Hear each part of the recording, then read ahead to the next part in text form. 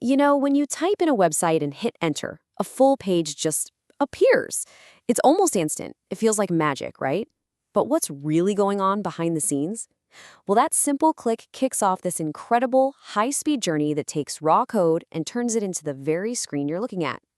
So yeah, how does it all actually work? What are all those invisible steps, those crucial quality checks, and the big architectural choices that make the modern web even possible? Well, in this explainer, we're going to follow that entire journey, from the very first line of code a developer writes, all the way to your screen. Okay, so here's our roadmap. First up, we'll look at the blueprint, how the code is actually built. Then we'll dive into the quality check phase, which is all about testing. After that, we'll explore the skyscraper, or the application structure. And finally, we'll talk about the delivery, getting it all to you, the user. All right, let's kick things off at the very beginning. Our journey starts with a developer writing the source code. Think of this as the architectural blueprint for the website. But, that raw code isn't something your browser can just read. First, it all needs to be assembled. And right away, we hit our first major hurdle. See, modern web apps they're huge. We're talking thousands of individual code files or modules. Now, the old way of doing things meant that every time a developer made one tiny change, the tools had to process the entire application all over again. I mean, can you imagine waiting minutes just to see if you changed a button's color correctly? That delay was a real productivity killer. But now, the whole approach to this has been flipped on its head. Instead of building everything up front, these new modern tools like Vite, well, they're smarter. They actually use the power of your own browser. They serve up source code on demand, only as the browser asks for it. And this one simple shift, it cuts that startup time from minutes down to, nearly instant. And that means you've got happier, more productive developers who can get new features out the door way, way faster. Okay, so the code is being built nice and fast, but you can't just ship it out the door, right? Nope. It needs to be tested, and tested rigorously. Because if all those connections aren't rock solid, the whole thing can just come crashing down. This brings us to the quality check phase. So the first kind of test we're going to talk about is integration testing. This is all about making sure the individual pieces of the puzzle actually fit together. Does the login feature talk correctly to the user profile feature? The car analogy here is perfect. It's like checking that the engine is actually connected to the wheels. You're just making sure those fundamental connections work. Then we take it a step further. The next level of testing is all about the complete user's point of view. It's called end-to-end testing, or E2E for short. And this is where you take the entire system for a real spin. It literally simulates a user's journey, logging in, adding something to a cart, going through checkout. It validates that the entire workflow is smooth from start to finish. If integration testing was checking the parts, this is the full test drive of the finished car. So if you put them side by side, the big difference is really the scope. Integration testing looks at a smaller piece of the system, just those connections between parts. It's faster to run and a lot less complex. But end-to-end testing, that covers the whole system. It's focused on that real user workflow. And yeah, it's more complicated and takes longer to run, but it is absolutely crucial for making sure the final product actually works for a real person. All right, so our code is built and we know it's been tested. It's solid, but where does it all live? What's the structure that holds it all together? That brings us to the application's architecture, the skyscraper that houses everything we've built so far. A lot of apps, especially when they're starting out, use a pretty simple two-tier structure.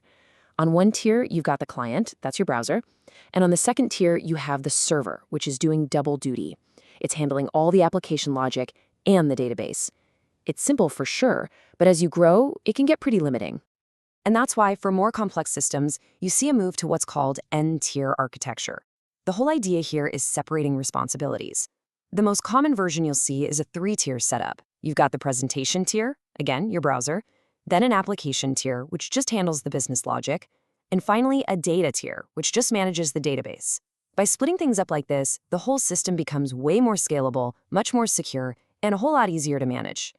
Now, to really get the difference between two key parts of that structure, let's use a restaurant analogy. Think of the web server as the host at the front. They seat you, they give you a menu, they're serving up static content that's the same for everybody. But the application server, that's the kitchen. The kitchen takes your specific custom order, applies all the logic, the recipe, and prepares something dynamic, made just for you. Okay, so let's recap. We've built the code, we've tested it, and we've put it inside a solid architectural structure. Now comes the final and maybe most critical step. How do we deliver this thing reliably to, well, potentially millions of users all over the world?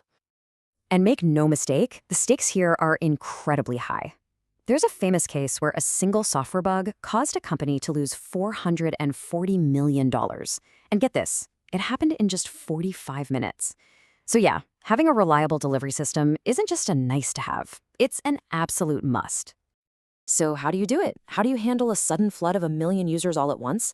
The answer is something called load balancing. It's basically the process of spreading out all that incoming traffic across a bunch of different servers. I love the grocery store analogy for this. When it gets busy, they don't just yell at one cashier to scan faster, right? No, they open more checkout lanes. A load balancer does exactly that, but for your website's traffic. Now, the foundation for all of this back and forth communication is a protocol called HTTP. It's basically the fundamental language of the web. It's a really simple idea. Your browser, the client, sends a request for something, and the server sends back a response with that thing. That simple request and response system powers pretty much every single thing you do online. And finally, once that response comes back, there's one last big question. Who actually builds the page you see? There are two main ways this happens. With server-side rendering, the server does all the heavy lifting and sends a fully built page right to your browser. This makes the first view super fast. The other way is client-side rendering. In this case, your browser gets a bare-bones HTML file and then uses JavaScript to build the rest of the page itself. So there's always this trade-off between a fast initial load and how interactive the page feels.